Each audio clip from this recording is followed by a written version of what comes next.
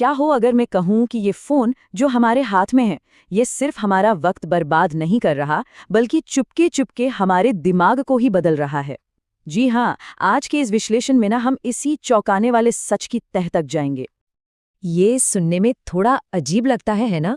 मतलब एक गंभीर बात है सोचने वाली। हम सब अपने फोन को बस एक टूल, एक उपकरण ही तो समझते हैं। पर जरा सोचिए, क्या हो अगर यही टूल, यही उपकरण हमें ही कंट्रोल करने लगे? देखिए, हम सब यही सोचते हैं कि अरे यार, फोन पर ज्यादा टाइम लगा दिया, बस समय की बर्बादी है और कुछ नहीं। पर क्या वाकई में ये बस इतना ही है या फिर मामला इससे कहीं ज्यादा गहरा है? तो चलिए अब जरा इसके पीछे की साइंस को समझते हैं, क्योंकि ये मामला सिर्फ टाइम वेस्ट का नहीं है। असल में तो विज्ञान इसके पीछे की एक बिल्कुल अलग ही कहानी बता रहा है। तो जो वैज्ञानिक रिसर्च हुई है वो क्या कहती है? वो ये बताती है कि फोन का लगातार इस्तेमाल ना हमारी दिमागी ताकत को सीधा सीधा कमजोर कर रहा है। मतलब हमारा फोकस घट रहा है, किसी चीज पर ध्यान लगाना मुश्किल हो गया है, हमारी याददाश्त वो भी कमजोर हो रही है। और तो और सही गलत का फैसला लेने की जो हमारी शक्ति है ना, उस पर भी असर पड़ रहा है। तो सवाल ये उठता है कि भाई ये सब हो कैसे रहा है?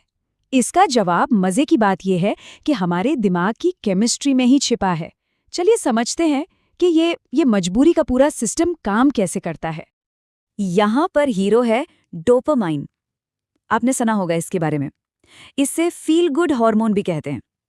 सीधी सी बात है, जब भी हमें कोई इनाम मिलता है या कुछ अच्छा महसूस होता है ना, तो दिमाग इसे रिलीज करता है। और यही वो केमिकल है जो हमसे कहता है, अरे वाह मजा आया, ये काम फिर से करो।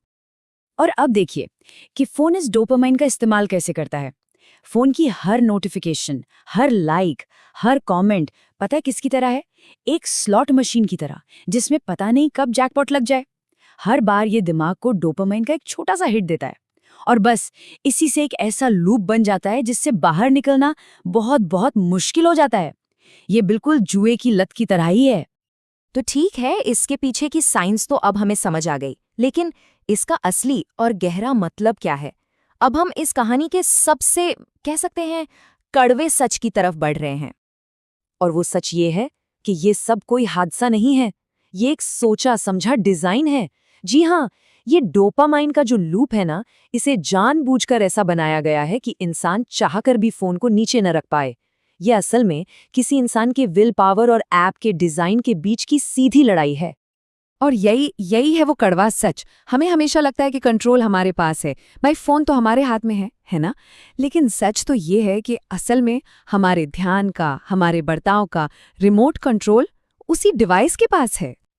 तो आखिर में बस एक ही सवाल बचता है, हर वक्त कनेक्टेड रहने के इस दौर में क्या हम वाकई में आज़ाद हैं या सिर्फ आज़ाद होने के भ्रम में जी रहे हैं? इस पर सोचना तो बनता है।